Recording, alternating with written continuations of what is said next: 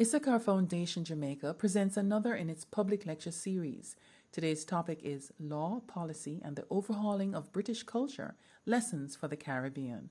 The speaker is Andrea Williams, co-founder and chief executive of Christian Concern. Room in Kingston, overlooking really just high on the hills and overlooking the sea. It's absolutely wonderful. And you're quite right, Philippa. The warmth is very special. But it's been raining quite a lot in England in the past week or so. And so it's very, very nice to see the sunshine. Thank you so much for this wonderful invitation. I also need and want to say that I so love this Issachar Foundation and those that have been so faithfully involved in it for so long. So to Philippa, to Wayne, to Shirley, thank you, Angela, to Carol, to you all. What an amazing work you've been doing over so many years. And just those topics that you mentioned just there, Philippa, really, in many ways, put into a foundation context some of the stuff that I'm going to bring to you all tonight. So this is very much a lecture that deals with what has happened in the United Kingdom over the past 60 years or so.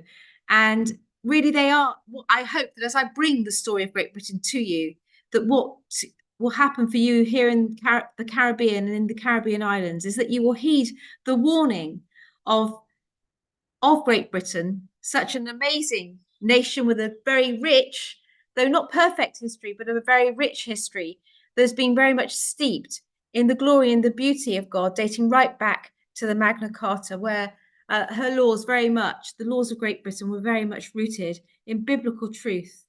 And the reality is that very rapidly, particularly in the last half of the last century, we lost much of that foundation. That's how quickly it can happen. And I'm really looking and hoping that the same will not occur for you here in the Caribbean, but that you will heed the warning from Great Britain and that you will stand for Jesus, that you will stand for Christian principles in your various nations. So I'll now go to just share my screen, and I hope that this works for us well. So understanding the times that we are in. Just a little bit about me. I was called to the bar in 1988, and I practiced criminal and family law for 8 years before, and it was really during that time as a young lawyer in the 1980s and into the early 90s that I began to see that our laws were moving away from our common law tradition in the United Kingdom. What is the common law? Well, the common law in Britain assumed that there was a law that was universal to us all, and it was biblical law. And those laws that were moving away from the common law were laws that were rooted in a human rights tradition, which said, in effect, that human knowledge was the sum total of knowledge versus the fact that there was a lawgiver, a supreme lawgiver, which is God. And so as I began to do that in the 1980s, people began to come to me who were beginning to get into trouble for speaking out their Christian faith, even at that time. I began to see that there was going to be a need to contend for the faith, even at the very beginning of my career. Indeed, if you said to me in the 1980s that in Britain, we would redefine marriage to be between two men and two women, well, it would have simply been an unthinkable concept in matrimonial law, in family law, in the United Kingdom in the 1980s. If you had said in the 1980s that we were going to redefine sex in law, that we would be able to rewrite our birth certificates to say that a person born a man could be known in law as a woman, I would have said that was impossible. If you had said to me that street preachers would find themselves locked up in police cells in Great Britain, I'd have said that was impossible. If you told me that nurses would lose their jobs for offering prayer, I'd have said that was impossible. But indeed, all of these things have come to pass in a very short period of time. And it was really as a result of those things beginning to come to me as a young lawyer, that there then emerged the need for an organisation that would speak into Parliament, take on the cases, and equip Christians and others of what was going on in the nation. And so Christian Concern was born. And now, since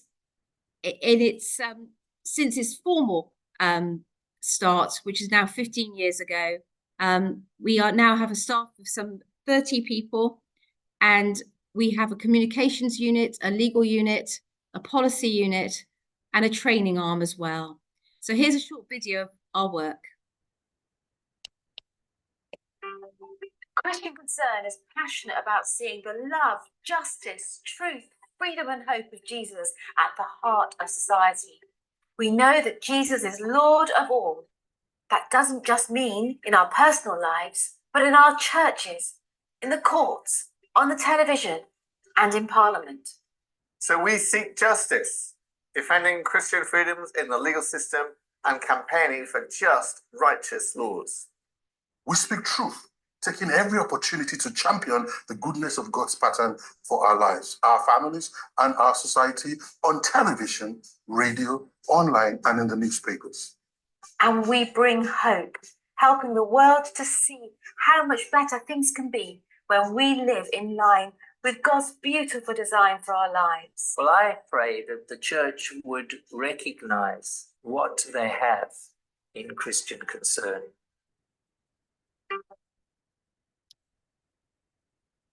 So the hope of Christian Concern is to see society transformed at every level by the gospel of Jesus. And so now looking at where we say that the gospel is most primarily under attack in our nation, well, it goes right back to the very beginning, to Genesis 1, to being made in God's image, male and female, to Exodus 20, where we're given the 10 Commandments, where the Lord God says quite clearly to Moses that he's a jealous God, punishing the children for the sin of their parents to the third and the fourth generations, that first we should love God and we should have no other gods before him. And indeed, what we've seen in the United Kingdom is the loss of a love of God by a first generation, so that now 3 or 4 generations on, we're seeing that children are born into homes where there is no concept of God, no concept even of being made male and female in God's image. Blessed is the nation whose God is the Lord. And if my people who are called by my name will humble themselves and pray and seek my face and turn from their wicked ways, then I will hear from heaven and I will forgive their sin and I will hear their land. Martin Luther said this: if I profess with the loudest voice and clearest exposition every portion of the word of God, except precisely that little point which the world and the devil are at that moment attacking, I am not confessing Christ, however boldly I may be professing him. Where the battle rages, there the loyalty of the soldier is proved, and to be steady on all the battlefronts besides is mere flight and disgrace if he flinches at that point. So where has the gospel been under attack in the Western world at this particular time? Well, it's actually with regard to the Genesis 1 truths, that we are made in God's image, male and female, that we are made at the word of God, and that Christ is present there, that he is Lord. So let's look now at our recent history. 70 years of the reign of Queen Elizabeth. When she came to the throne, and indeed when King Charles came to the throne, these were the words that were spoken. And these very much mark a picture of what undergirds our laws in our nation. Will you, to the utmost of your power, maintain the laws of God and the true profession of the gospel? King Charles said this, or this I promise to do, and the Archbishop of Canterbury said this to him. And then he is presented with the Bible by the moderator of Scotland. Our gracious King, to keep your majesty ever mindful of the law and the gospel of God, and the rule for the whole life and the government of Christian princes, we present you with this book, the most valuable thing that this world affords. Here is wisdom. This is the royal law. These are the lively oracles of God. So there you can see very much and very clearly how, very vividly, how England has been absolutely rooted in the Bible, unashamedly in the Bible, unashamedly in Christ, in biblical law. Indeed, at the start of the legal service, at the start of the legal year, historically, we would have a service again entirely rooted in the Bible. Parliament was to start with prayers. Schools were to start with Christian assemblies and with prayers. Indeed, even it was not so long ago that nurses would hand to the matron in a hospital would hand to the next matron on the next shift a Bible, passing over the next duty and trusting the next shift to God. So that is where our history is rooted in the United Kingdom. But let us look at the cultural revolution since the Queen came to the throne in 70 years. When she came to the throne in 1952, abortion and homosexual acts were illegal. Today they are legal. When she came to the throne, 4.8% of babies were born outside of marriage. Today it is 51%. When the Queen came to the throne, there were 349,000 marriages with a population in Great Britain of 50 million. Today, there are 213,000 marriages with 17 million more people in our population. When the Queen came to the throne, there were 34,000 divorces per year. Today, there are 114,000 divorces per year. That is a massive societal shift. So what happened in the 1960s? We came out of the war. We were getting wealthier at that time. It was the advent of the contraception pill. And what that did was divorce the sexual expression from marriage. So, and then from marriage, and therefore also from procreation. What it meant, what was said at the time, was that it was free love, free sex, and that there were no strings attached. But the reality is this, that without the commitment of marriage, what then happened was that nonetheless, people did become pregnant, and that created a desire for abortion because the commitment hadn't been there. And so what then happens? Well, in the 1960s, in 1967, in the United Kingdom, what we have is this. And it was meant to be very rare, an act which said abortion is illegal unless the life of the mother is at risk, or the risk of physical or mental problems to the mother, or the greater if she continues with the pregnancy.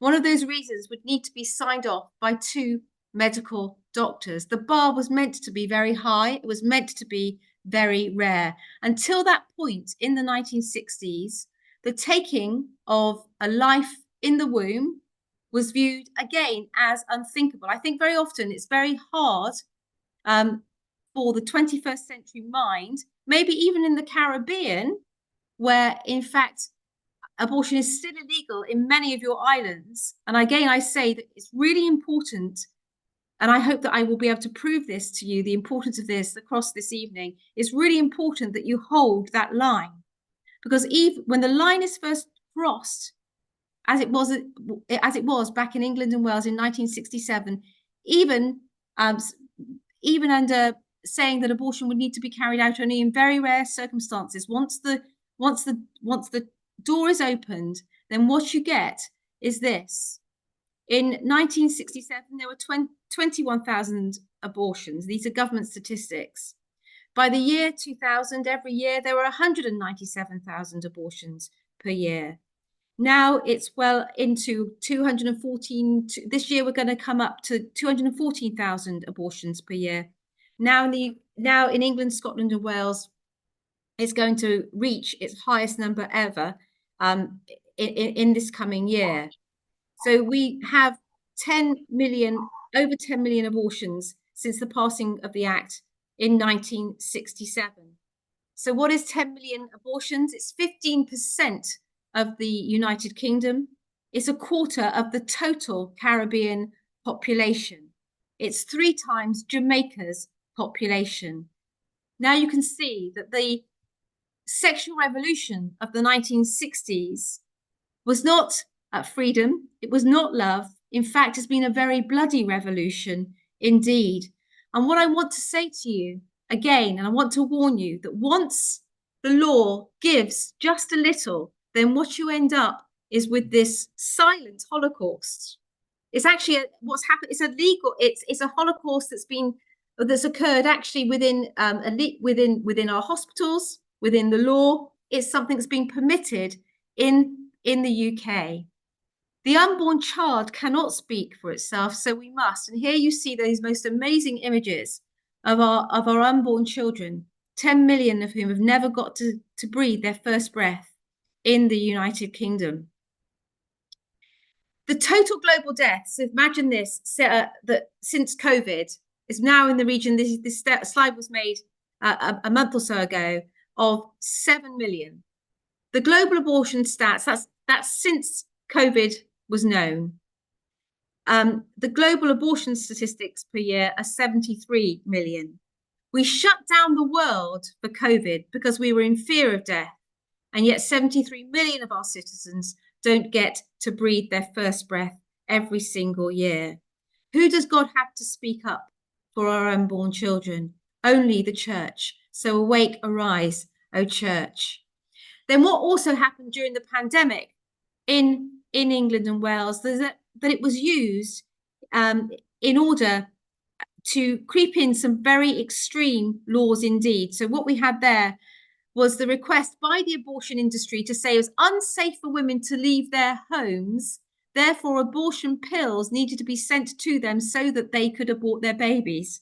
So here was the irony, that it was too dangerous for women and doctors and nurses to go to an abortion clinic in order to carry out an abortion, but instead deadly abortion pills would be sent to the women at home.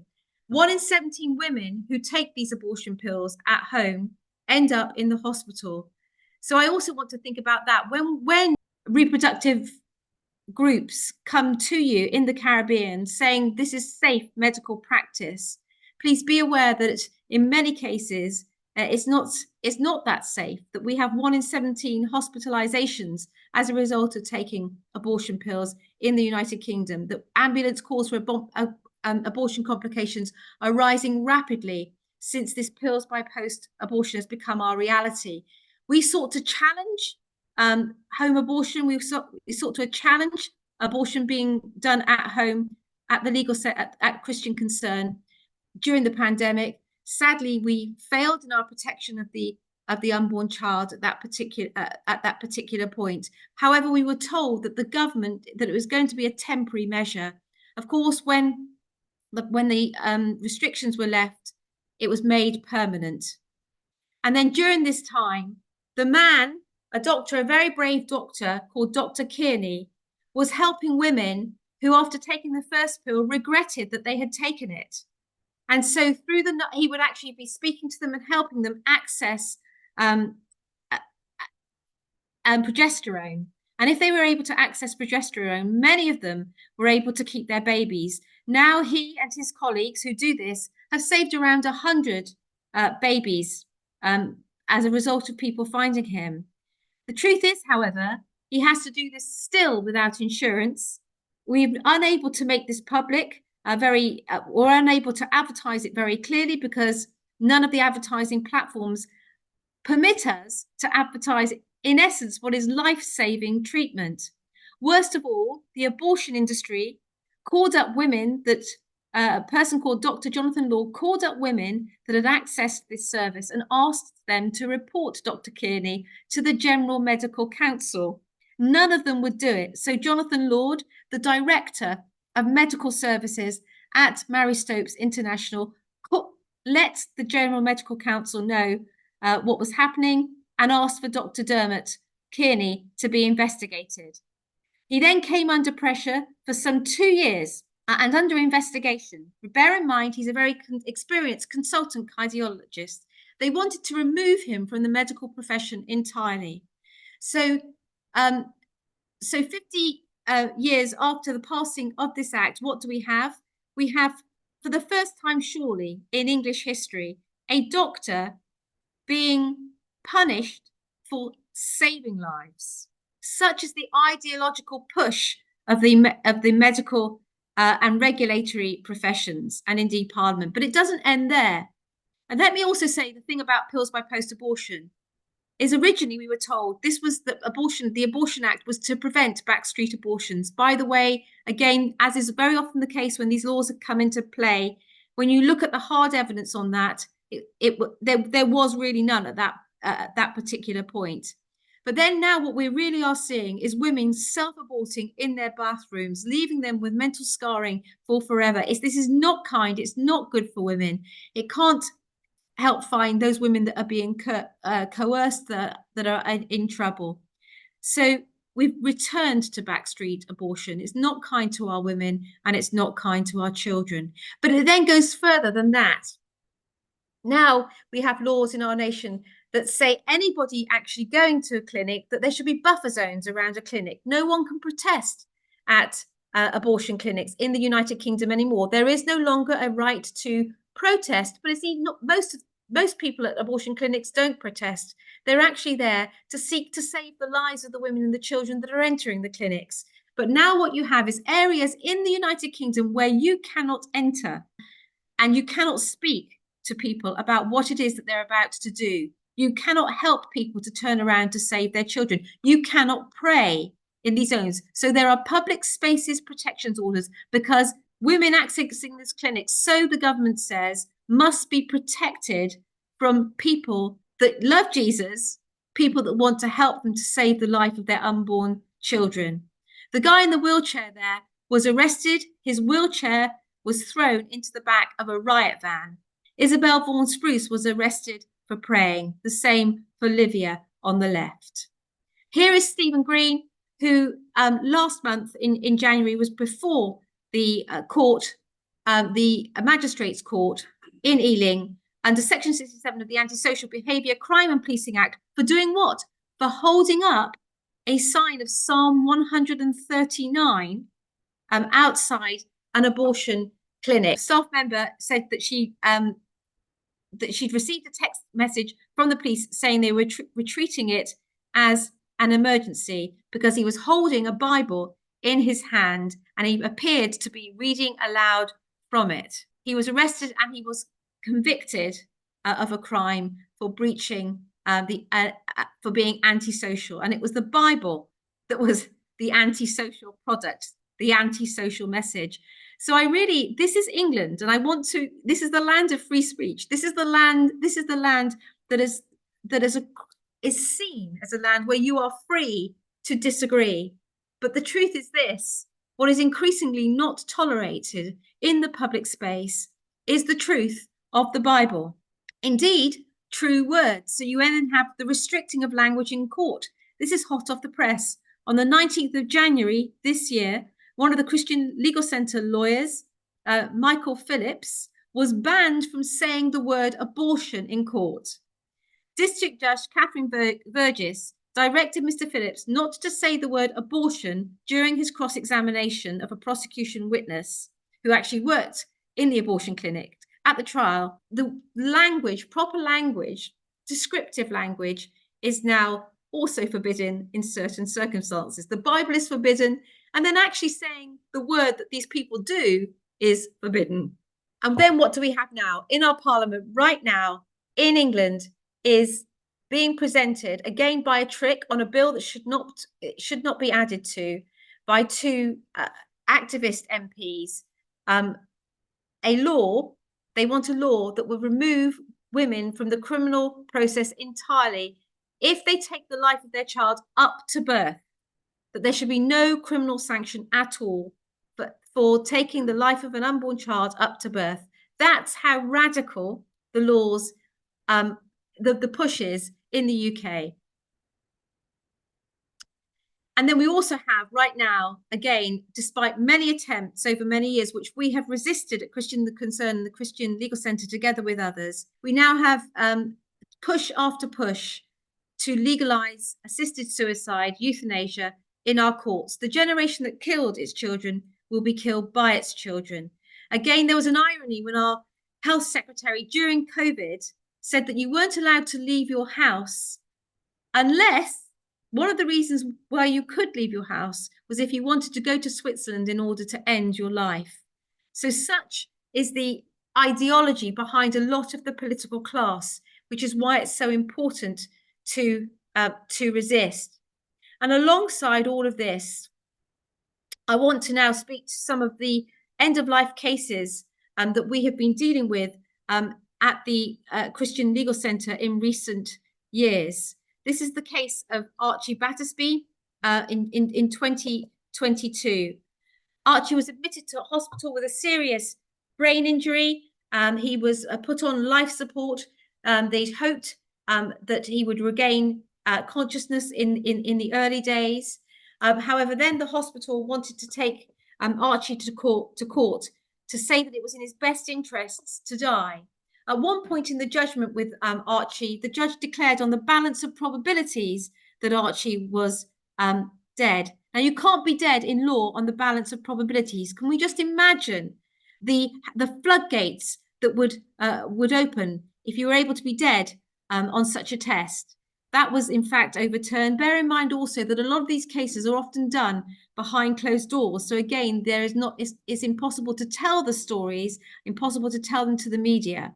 We've been working very hard at the Christian Legal Centre to gain full transparency, to gain open access to justice with regards to the court and what's being developed in our courts around end-of-life cases and the withdrawal of life support. So it's actively ending the life of people who are on life support, is this concept of best interests. It's in your best interests to die, says the judge. Well, what about if the mum says, not yet, give him more time? No, it's in his best interests to die. You don't know best, mum. And that's been what's been developing. I want to play you a clip of one of our cases. I'm just going to skip along at different points.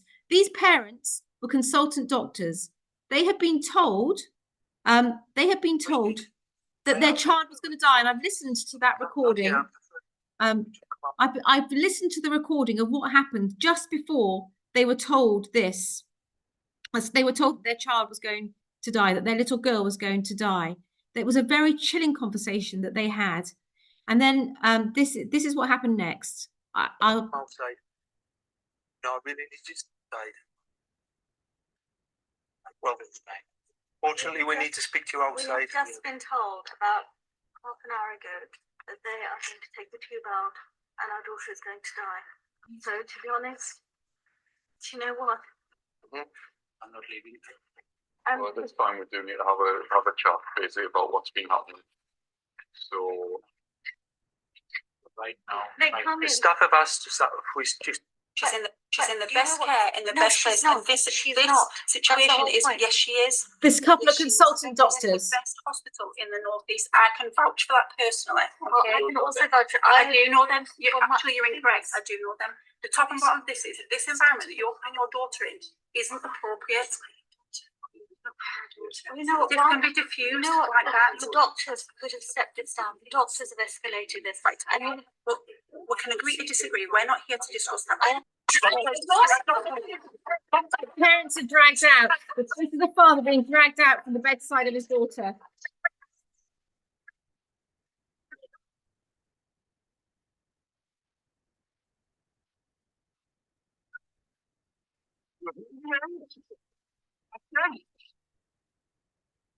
Put your head to the side.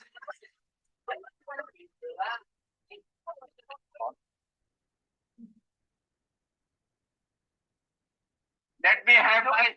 We'll take you to see a doctor. He had a heart attack. And then there was a case of Issachar, a 19-year-old who was fully compos mentis.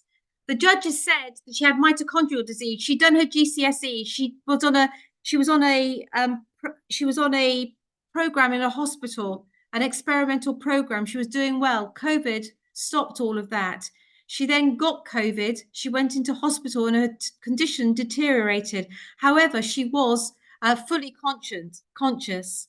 The doctor said because of her underlying mitochondrial disease, it was going to be increasingly difficult to resuscitate her. She said, I want to be resuscitated. I want to live. I want to die trying to live. For many months, no one was allowed to know about this case. When the family had spent all their savings on other lawyers, they came to us in a last chance saloon.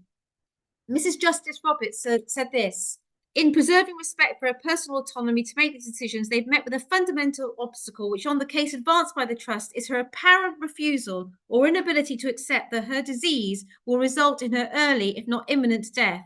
It is that inability or delusion which the trust relies on as rendering her incapacitous to make decisions by herself.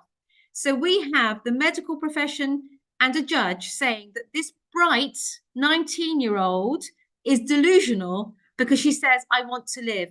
There she is, this beautiful, beautiful, beautiful girl with her wonderful parents, Tirumulalesh and Revati. The mother did not leave her bedside. Sudiksha said, Mum, don't leave me. Don't let them give me morphine. I want to feel my pain because I don't want to be sedated, because I want to live. Sadly, Sudiksha died. Justice is done in the light. Massive rushed hearings. This is what's happening in the United Kingdom. What we can often have, as in this case of Indy Gregory in the autumn, is we can have an ambulance waiting to take her, another hospital in another jurisdiction in Italy, waiting to look after this child. But instead, police are put at the door of the child's room in order to prevent her being removed by the parents. Not that her parents would even do that, because judges deem it in the best interests of these children to die. So when you do not, it's a very small, short step where you say there's good, some in very rare circumstances, abortion can occur. But when you do that, this is where the whole of life, protection of life legislation ends up. And alongside this, because all truth holds together, what we then have is this, that you have access to contraception pills. The embryo is not entirely protected in life. And so what we then have is fertility treatments, which mean that in 1978, for the first time, we'll be able to create an embryo out with the union of a man and a sexual union of a man and a woman. Then what happens is this: in 1990, we move to a situation with the Human Fertilization and Embryology Act, where it is possible to create embryos with the express purpose of experimenting upon them and then destroying them.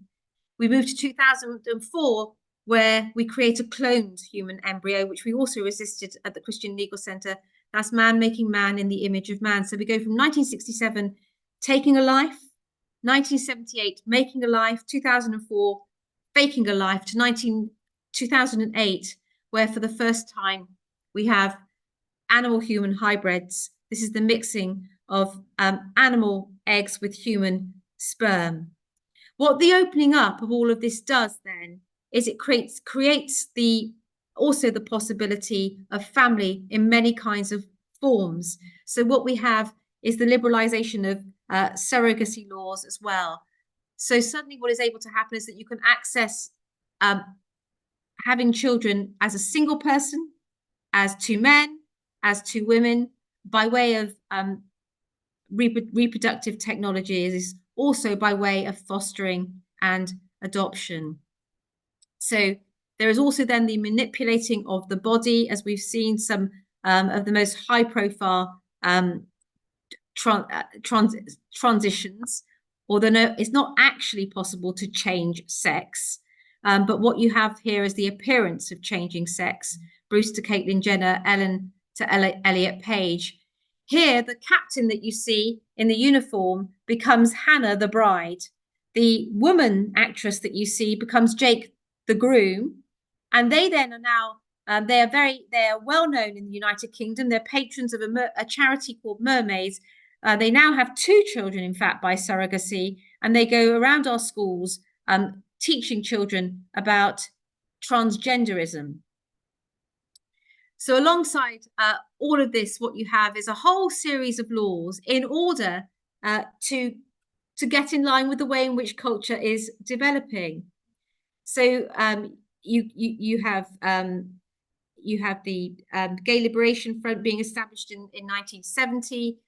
imagine that the first Gay Pride in the UK, first Gay Pride Festival in the United Kingdom was only in 1992. You have the sexual orientation regulations coming into play, the Gender Recognition Act, of which for the first time in the UK law says that you could be recognised in the opposite sex. The Civil Partnership Act, so this is your civil unions that often is the way in for softening the law around marriage and family. The Civil Partnership Act, which looks like marriage and then moves relatively rapidly, usually, into same-sex marriage. So please, again, heed the warning. Civil unions are not just simply about rights, because what happens is that in law, you end up with the wholesale redefining of marriage.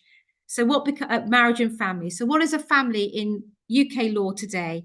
It's a man and a man, a woman and a woman, a man and a woman, living together, cohabiting, married, with children, either naturally or by way of fertility treatments or fostering and adoption. And all of those have to be taught as absolutely equivalent according to the Human Rights Act, according to the Equality Act of 2010.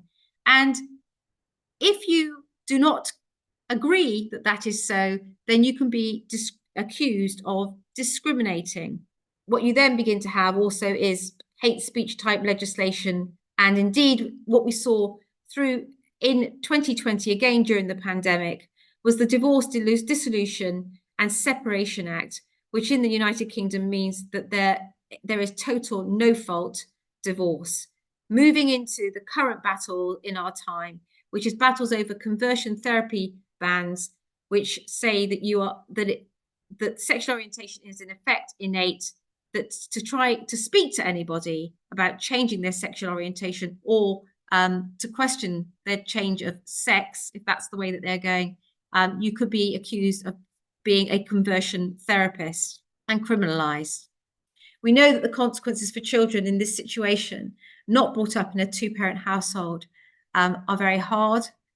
We also know that inside our society, when it loses its foundations, what we're seeing in terms of access to the modern web is the rise in pornography, because when you don't have boundaries, and with the rise of the internet, very sadly, what we're seeing occurring is even children being exposed to porn. 1 in 3 10-year-olds have seen pornography online. But I think one of the hardest stats to read is a 2015 Christian survey poll, where we saw that 30% of church leaders access porn on the internet more than once a month. And 42% of men even have said that they have a porn addiction. So again, being able to speak into our culture means that we have to know what's going on within our own culture and speak into that. And this is where the church is really important. We've seen the Archbishop of Canterbury, and indeed not just the Archbishop of Canterbury, but many church leaders in our nation agreeing to same-sex blessings and promoting same-sex marriage. Our Church of England Synod approved of same-sex marriage in November, blessings for gay couples in November, services for those that transition. Where does this leave those that speak out against it? Here, a lecture in theology. Here, the case of Aaron Edwards. So I'm a Bible college lecturer who is dismissed for speaking about a biblical opinion. This is my tweet. It wasn't me attacking gay people. It wasn't me even attacking pro-LGBT people. It was just naming the fact that homosexuality is invading the church, because that's what I believe is happening.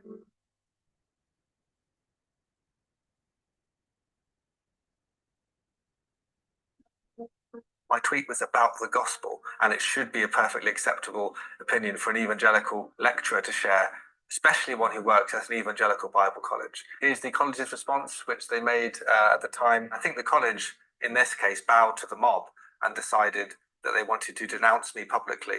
I didn't intend to cause the college trouble or the Methodist Church, but I did warn them that an evangelical cannot express the view that homosexuality is sinful. So my tweet is just evidence of what is going to happen for many other Christians if they really want to express that view. So a Bible teacher in a Bible college is dismissed for gross misconduct for tweeting that homosexuality is a sin. That's exactly where we are in 2024 in England. And then, of course, what you have is the reality that all of this has a massive impact on who? Our children. This is our Department of Education with the rainbow flag and using pronouns on their email signatures. And of course, what we then see is these books in the schools. This is then what gets promoted to the children in our schools. Daddy and Daddy, My Princess Boy, and Tango Makes Three, King and King. Bailey loves these wonderful crystal dresses, voices panting, doggies chanting. And then the Church of England, so in church schools, documents which actually use this new language of gender identity, sexual orientation. So who does it impact? Just a couple of seconds about this. Homophobic means the other day, and it means that you don't like LGBT people. So I was confused when she said that I was being very homophobic. So she was excluded from school for refusing to participate in a pride parade. We had to safe school Casey. Yes, and this is in the United Kingdom. We had to safe school her. She's a very precious young girl. We've been looking after her now for some 4 years. But last week there were 3 11-year-olds that were put literally into isolation in their school, and their Bibles were taken from them because in a sex education class they read out verses from the Bible. Here we have a school pastoral worker who, for sharing concerns about what was being taught in her son's primary school class, she was reported by one of her friends to where she was a pastoral assistant at a secondary school, and she was dismissed for gross misconduct. She was held in a disciplinary unit for 6 hours, and she was left very upset, quite traumatized by the whole experience. Drag queens are into our schools. Educate and Celebrate training program told to smash heteronormativity came into a school. A Church of England chaplain in the Church of England school was concerned about this. I never ever thought that giving a sermon would lead to me being dismissed and reported for prevent and safeguarding and treated in such a way. It was just so mind-blowing. I was thinking, I'm never going to work again because I've been accused of being a terrorist. This is the sermon I gave in June 2018. But remember that religious belief is just as protected in law as sexual orientation. And no one has the right to discriminate against you or be abusive towards you.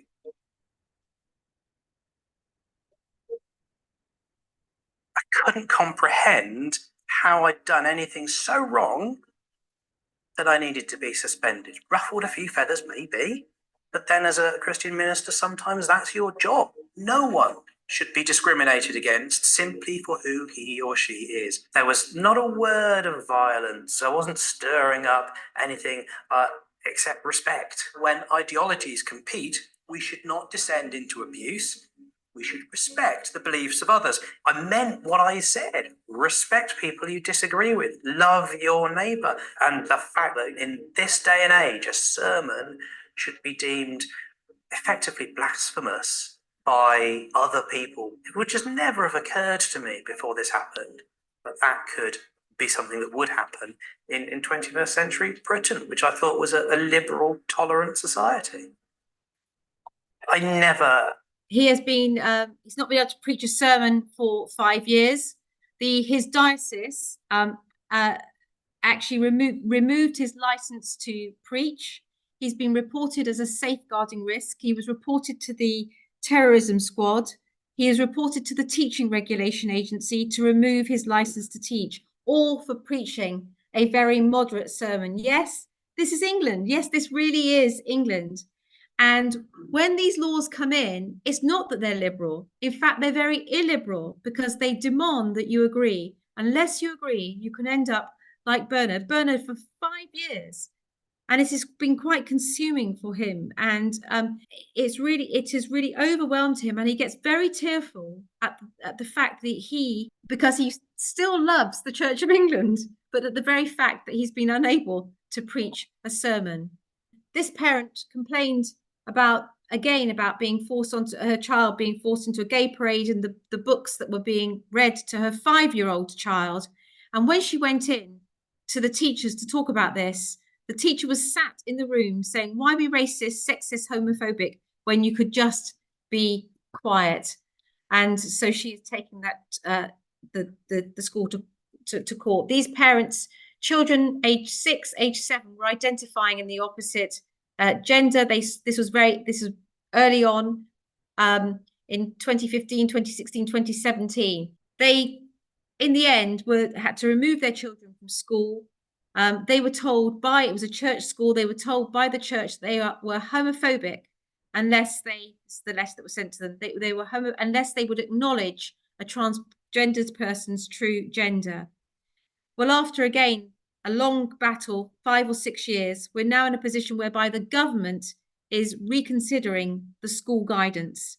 So as a result of their case, as a result of judicially reviewing the policies that govern that particular case, now many years on, we have got the government to reconsider the guidance, and it's being actually put out now for consultation, much better guidance than there was originally. Pride flags are in our school libraries. Foster parents are removed from fostering. Magistrates are removed from the bench because of their Christian views. Social workers deemed unfit. We actually got Felix restored to his social work course because people had objected to his Bible verses online. However, note that what happens next is when he goes to find another place of work, he was offered the job, and then when people found out who he was, they took his job away again. "Well done, girls," said this lovely teacher to a group of girls. One of them was identifying as a boy, and the parent of that child reported Joshua to the school, and he lost his job. He was suspended for gross misconduct. He also was put in isolation for a week within the school, and he then reported the Teaching Regulation Agency that's removed his license to teach indefinitely. So this really nice young man is the persona non grata. Here's a medical doctor. First of all, it's the biological level. Nobody's ever, in my training, in all my medical practice, being qualified for more than 30 years, nobody has ever told me that it was wrong to use pronouns according to biological sex. This is just the way we use them, and it seems normal, it seems natural, it seems important to do that. That's biological. We don't, when a child's born, say, "Oh, well, it's got male genitalia, but we don't know what sex it is yet." I don't think parents would put up with that. I hope parents wouldn't put up with that. So there's the biological, but there's also there's the integrity of the medical profession. That what we're being asked to do now is so contrary to sound reason.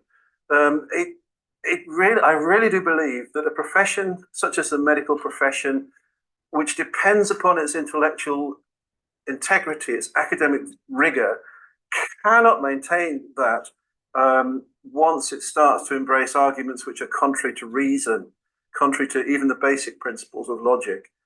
So big has this become that you can't just compartmentalize it to one part of medicine. So I can illustrate that in the following way. In 1967, when the Abortion Act came in, many Christian doctors moved to areas of medicine where they wouldn't be affected by that. And in many ways, that's what I've done. There are a few very brave, very courageous Christian doctors who stayed in those areas and they fought their case, and I thank God for them. But in this situation, there will be nowhere in any branch of medicine for doctors or nurses or anybody else, nowhere in any branch of medicine, and that's just medicine, not the other professions, where you can run from this.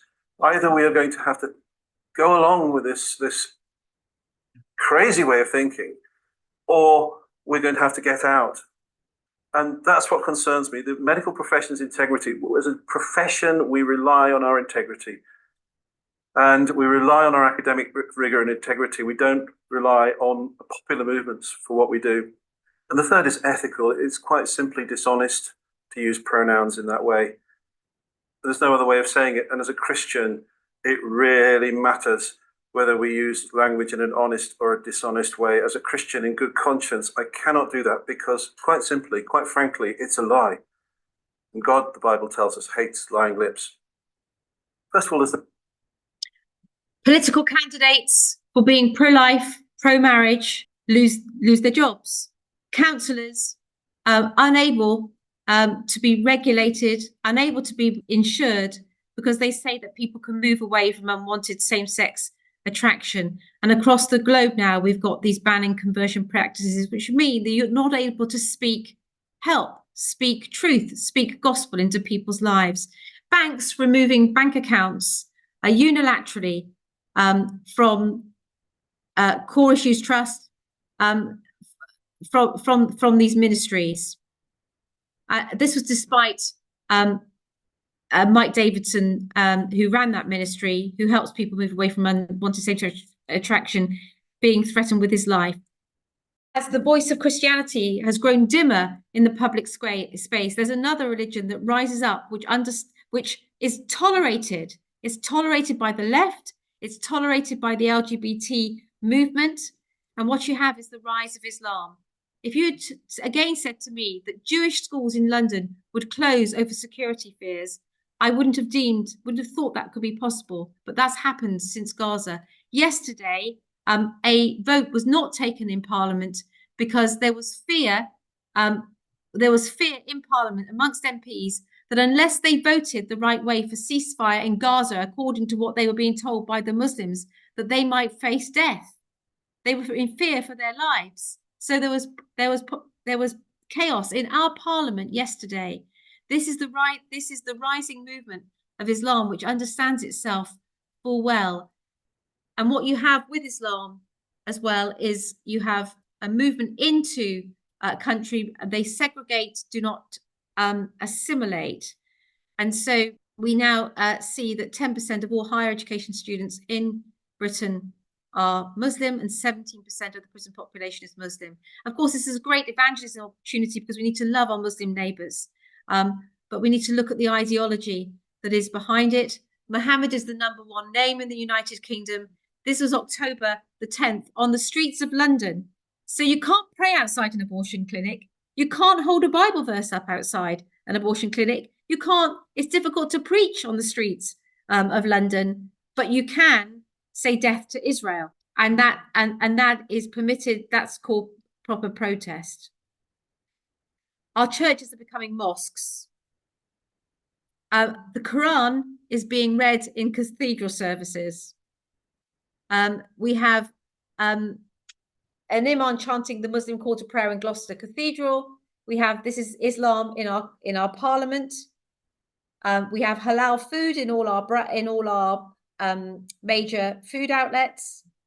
Very often people eating it. We have London Muslim Shopping Festival, Islam in fashion, a big Eid festival across London. MP was killed. The motivation, I killed in the cause of Muslims and for the sake of Allah. This was a high-profile Christian MP. We have unashamed Sharia zones in London, no alcohol, Sharia courts operating in parallel legal systems, Sharia law above English law, according to the Imam. We have money, Islamic money taking over the centre of London. We have rape gangs going on, kidnappings. We have prison ministries being closed down, chaplains being removed from prisons because now chaplains increasingly are imams in our prisons. And here, a story, and I'm going to end just after this. On Sunday at Speaker's Corner, I got attacked by an individual at night. Oh, whoa. I arrived at Speaker's Corner like every other Sunday. I was having someone. But the spirit was going on. What happened? Attack, and yeah, I am okay by God's grace. I have watched the video yesterday because it happened 2 days ago, and We don't know what's happened to Hatun. She's currently not been in touch. We had to look after her. We had to put security around her. She's a convert from Islam, and we are very worried about her safety. And we have a program to safe house converts from Islam in England. But we have quite a move, particularly amongst the Labour Party, because that's to appease and accommodate Islam. The tide needs to be resisted, so I am praying that as you are doing here in Jamaica, that you will resist the laws that lead to this, continue to resist. Well done to the Jamaica Family Coalition. Well done for resisting. Well done to the Cayman Islands. Well done to Bermuda. Well done to the British Virgin Islands. Well done to Barbados. Keep on contending for Jesus Christ. Keep on contending for his place and his purpose in your nation. Christianity brings respect for life, dignity for women, purification of sexual expression, the rise of science, the abolition of slavery, political and economic liberty, education for all, hospitals and hospices. Who wouldn't want it? It brings unreproducible social capital, unreproducible moral capital, unique spiritual capital. The solution is for us to work as a global network, proclaiming the lordship and beauty of Christ, to really know one another, to serve one another, to stand alongside with one another, proclaiming Christ as King.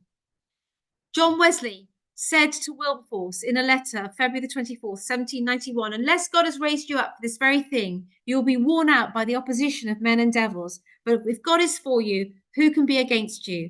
And are all of them together stronger than God? Oh, be not weary of well-doing. Go on in the name of God and in the power of his might. Courage is the flower of conviction. We are God's dominion people. Our mandate is to live for him for the whole of life. So this is the whole of, when I say the whole of life, I mean the whole of life. And it's actually to see the gospel covering every aspect: music, law, seminaries, counselling centres, schools. Church needs to train into all of these spheres of society. So let us join together in this. If you'd like to know more of Christian Concern, please sign up online. And if you'd like this set of slides, I'm sure the Issachar Foundation will be able to send them to you, or we can get them to you also via Christian Concern. We want to be visible and vocal for the King, for King Jesus. Thank you so much for your time this evening. It's been a joy to be with you. Well, as everyone takes a deep breath to gather their thoughts and to put together their questions to put in the chat, Andrea, I'm sure they will, all 62, 61 of us, thank you so much for your courage and your commitment and your obedience to the call that was placed in your heart from childhood, and you've given yourself so fully and wholly to this cause of our time. Thank you so much to you and your team at Christian Concern, and for the witness that you are maintaining in the UK. You have really painted for us a very graphic landscape of the overhauling of citizens' rights and freedoms, and it is overwhelming. The stories that you've shared, and just really the stark statistics of this damaging fallout of the cultural and sexual revolution. It did not bring freedom in our society. I mean, persons are living in fear. And it is incredible, the judicial violence that is being done by those who have been appointed as officers of the court to adjudicate for justice, how they're using their position to be tyrannical, trampling on the rights of parents and the right to life of innocent, of the youth. It is incredible, the posture that they're being taken, and the fact that the Bible is now antisocial and scripture is offensive, and standing in the corner and praying silently could get you before the criminal courts. It is alarming, but thank you for what you're doing through Christian Concern and the call that we are in Jamaica and the other Caribbean islands that are on the call this evening are to do in our various spaces. So we just want to ask persons, please put your questions or your comments into the chat. And as I said earlier, if you're not on the mailing list for the Issachar Foundation Public Lecture Series, put your email address in. Wherever you are with Zoom, we can be reaching you across the Caribbean so that you can be informed of our future lectures. So thank you very much. Yes, we have recorded the presentation this evening to make it available on our channel after. We have a comment here. Irony is lost on those who seek to pervert morality, sacking the lecture for gross misconduct. In any case, it's not like the Lord hadn't forewarned us as to what the last days would look like. We have a question. So this is a question, Andrea, based on the situation, really alarming situation that you've described in the UK, is there any hope for the survival of Christianity, or will the church have to go fully underground? With Christ, there's always hope. And he doesn't need many. And so I'm not giving up. I'm not giving up. Not on our nation. And you know, I love, you know, what you see with particularly with this new and rising generation, the sort of third and fourth generation that I talked a bit about from Exodus, that, you know, because they were raised where their parents don't know Christ. So my parents' generation didn't raise us up in the faith. Then we didn't know it. We didn't pass it on, or we took for granted the vestiges of faith. But the new and rising generation are passionate about justice. They've seen the terrible fallout of the sexual revolution. They don't know what their identity is. They're sexualized early on, and they realize just that so much of it is all horrible because it's been entirely decontextualized, and they're broken and they can't take it on, and they're too young. But when they fight, you therefore see these extraordinary testimonies because Christ makes whole. And the gospel is radical. It's powerful. And if we really, really believed it, and if we were really prepared to sacrifice our whole lives for it, and the church was really prepared to speak out and to serve, and it's really hard work, by the way. It's really hard work. It's like 24/7 work. The church has to be open all the time, being the hospitals and the education centres. Then, of course, there is hope. Then, of course, revival can come. But we have to say sorry. We have to say sorry in England for the 10 million babies that have not, the 10 million lives that don't live today. We have to say sorry. We have to say sorry for being ashamed of Christ. We have to say sorry for letting him be absent from the schools. So we're quite a long way from that as a church. A nation is a reflection of the church within the nation. So that's my challenge to you in the Caribbean, to the pastors, to the leaders, and the flock that you guard. You know, what is going to happen here in the Caribbean is whether you will find your voice. And so I think, in a sense, you're not where we are. So don't get to where we are. Even where we are, I say there's hope. Maybe we'll be crushed. Maybe we'll go down, but then the light will shine. Then the light will reemerge. Amen. Amen. And what you shared, I'm just tracking the timeline and developments over the decades. It reflects a creeping totalitarianism. I mean, just hearing from Dr. Mackereth, where he says either you go along with the crazy thinking or you get out of the profession, but it's as if they want to exclude the truth speakers and the Christians from participating in their own economy, in their own society. What's mad about Dr. Mackereth, David Mackereth, this is a doctor, a medical doctor, who says sex matters, biological sex matters. I'm a doctor, I've got to treat a body. A man cannot become a woman. Your chromosomes can't change. You can put in estrogen and testosterone. You can do double mastectomies. You can have surgery to create something that looks like a vagina, but it doesn't change your innate biology. But I mean, I've said certainly more than he said just now. But when you can't speak truth in the medical profession or in science, and when doctors are going along with this, he was actually asked if he would call a 6'2" bearded man a woman. He said no. And that's how he lost his job in a government job, a government medical job. Right. How much support does the Church of England give?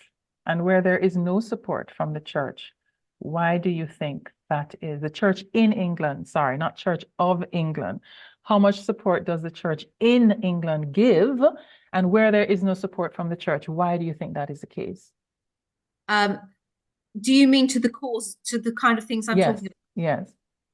I find that a mystery. I find it a mystery that quite often the church still seems asleep on these issues, although I think it's beginning to wake up. But I've had to keep a very soft heart around this. I can handle, you know, the LGBT activists I can handle people that don't know Christ. But what has really upset me is a church that doesn't see the need to proclaim Christ into the culture. I do think that's changing somewhat because they've seen it, and I kind of then have to say, but I was trying to tell you 30 years ago. And I've got to not seem like that kind of person. I've now just admitted, of course, my thoughts to you all. And but I do want to therefore say to the church leaders here, please awake and arise. Please lead your church. It's also really important that churches that are well known. So in England, let's say the government looks to the Church of England for their guidance on what Christianity says. And for the last decade or more, in fact, the bishops in the church, most bishops in the Church of England and the archbishops have been unable to say clearly that marriage is between a man and a woman, or that you can't change sex, that a biological man is a woman. So when that happens, everyone says, well, they can't do, you know, Christianity isn't a clear signal. There isn't a clear sound. And if there isn't a clear sound, the people perish. And it makes people that do make a clear sound screech. They say, oh, they're very screechy. It's not a very kind Christianity. I like this other kind of Christianity. And also the Church of England's position in their schools and the documents that they produced using the language of Stonewall and the LGBT groups, they get used against people like Dr. Mackereth, Joshua, Bernard Randall. Bernard Randall, the minister, he's been punished by the Bishop of Derby. He's been reported within the diocese as a safeguarding risk. But it's not just the Church of England. It's also other evangelical churches that know Christ. But it's not enough to privatize your faith. And I sometimes have this image of gay pride is everywhere. You know, there's gay pride on now it's History Month in February. Then in June, we have the flags and the parades and the flags all across, for instance, the centre of London. But our Christian festivals are often away in fields, out of the sight of anyone. And, you know, the government really doesn't mind if the church is away. And these festivals are wonderful, by the way. I love them. But imagine that festival being in the halls of Westminster. Imagine bringing all of those people to the heart of London and say, tell the government what you really believe. And I suppose I want to say to the Caribbean, I want to say to you, as I've been hearing, you know, those marches that you're doing, those marches in white and proclaiming the goodness of God. Well, more of those, please. Be vocal and visible right in the centres. Get some symbols. Fly. You know, make sure that Christ is known. Put up Bible verses. Put up Bible verses everywhere. Take the cross high. You know, put Jesus into the public discourse. Don't let his name go silent. That is right. That is right. Refuse to be silent. That's it. And to hold on to those practices, and perhaps they have become tradition, like opening Parliament with prayer, or opening the legal term with a church service. Yeah. They may have become routine and part of the tradition, but maintain them and keep them because they are still a witness to that Christian heritage. Absolutely. We have a comment. The scariest part about this, that everything about this tyrannical regime is a complete aberration of Magna Carta, which is the foundation of our common law freedoms. And to think that the Church of England and the political conservatives who are abetting all this. So I'm just wondering, within the political space in the UK, are there any of those, whether they're Christian or not, who are realizing now the fallout, who are saying that this has gone too far, things have gone too far. We need to, in the name of good sense, draw back, pull back the line.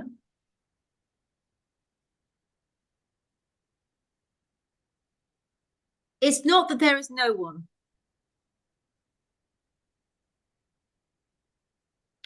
There is the emergence of the Free Speech Union, people that have libertarian. There's emergence of some groups like that, also some people like that within Parliament. What I would say again to the church, to Christians, is that that's not enough. Libertarianism isn't enough. Christ is the only answer. Christ and the truth that flows from him is the only answer. Absolutely. The truth, the whole truth, and nothing but the truth. That's it. And who is the truth? Jesus is the way, the truth, and the life, and no man comes to the Father but by him, and in him all truth holds together. Yes. Well, Andrea, I think this has been a really wonderful, as hard and as tragic the stories are, it is an expose. We're not always hearing these things in the mainstream media, beyond our shores, what is happening in the United Kingdom. And so we're really grateful that you've been able to bring it to us this evening. And for us in the Caribbean to realize there's work to be done to hold what we have now as accepted tradition, but also to draw the line and say certain things will not come onto our shores. We do not want this in our educational system. We do not want this from our pulpit. We do not want this in the street. And so we must hold the line. I just want to say, whether others in the Caribbean, if the US Embassy or any other embassy in the month of June flies that LGBT flag, you get out there and protest, as we do here in Jamaica. And we're grateful for the youth led by Dr. Daniel Thomas at the Love March movement to march and say, we will not accept this indoctrination, this act of cultural imperialism. So you get out there in the public and you let your voice be heard, that we're not going to be accepting lies in our nation. This is our country. We are going to hold to our sovereign right to self-determination, and we push back on every front, whether it's public or private. So Caribbean people, let's stand together, encourage each other, and represent Christ in the public space. Thank you again, Andrea. Really grateful for you and your team for what you do and for being present and encouraging us here in the Caribbean.